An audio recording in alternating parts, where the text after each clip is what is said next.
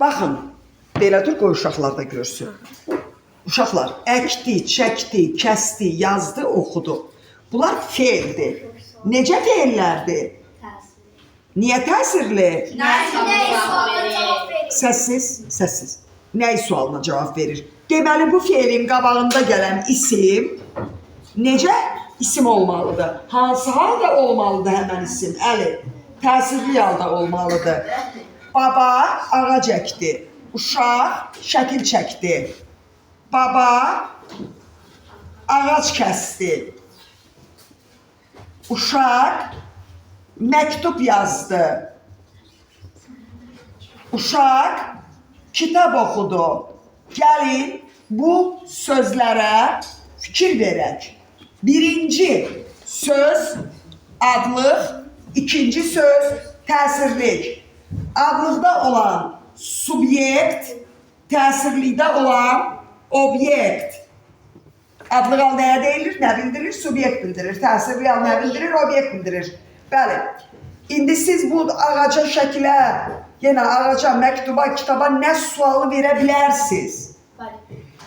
Amma adlıq al deyə bilməzsiniz. Amma mübtada deyə bilməzsiniz. Çünki o nəyin qabağında gəlir? Təsirli feilin. Bəli. İndi başa düşdünüz Rinat?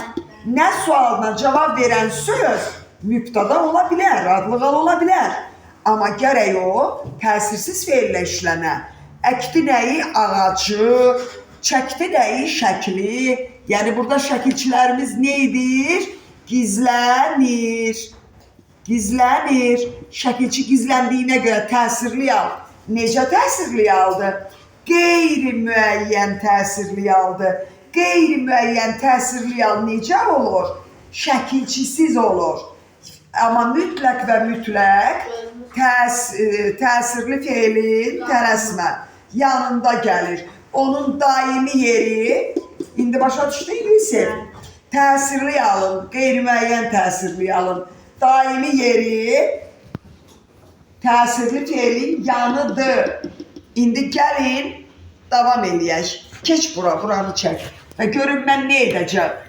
Baba ağac əkdi. Çalışmanızda deyir ki, sözlərin yerini dəyişin. Və hansı dəyişiklik baş verəcək?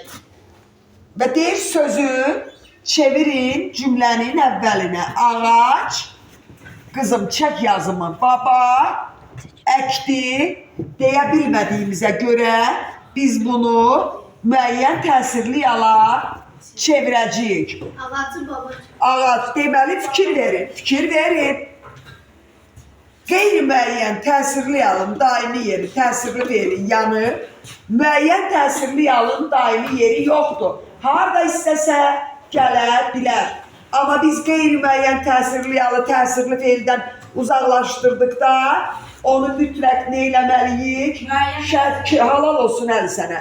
Şəkilçi ilə işlətməliyik. Mən deməliydim, sən qayda dilində müəyyən təsirli yala çevirməliyik. Yəni şəkilçi artırmalıyıq. Bundan artıq nə deyim sizə?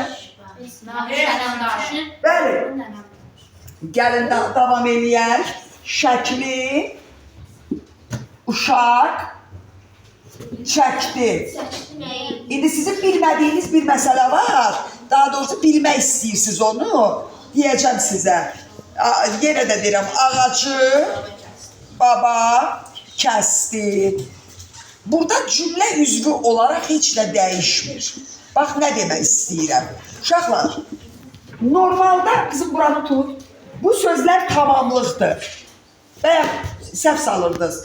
Normalda Cavid, bu sözlər tamamlıqdır. Niyə?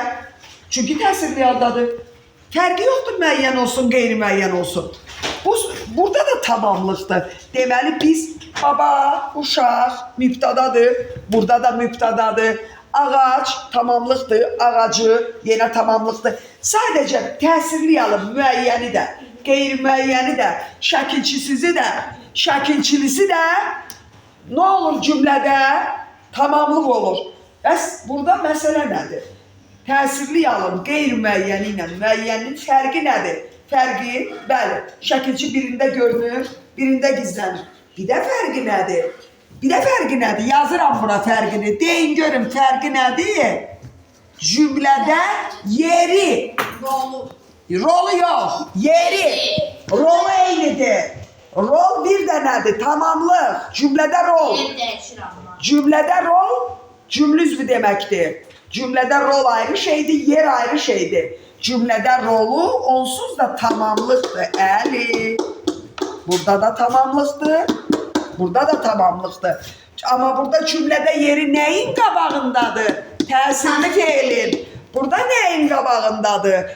Cümlənin əvvəlində gəl. İndi çalışmanı yazın. İndi tez yazın.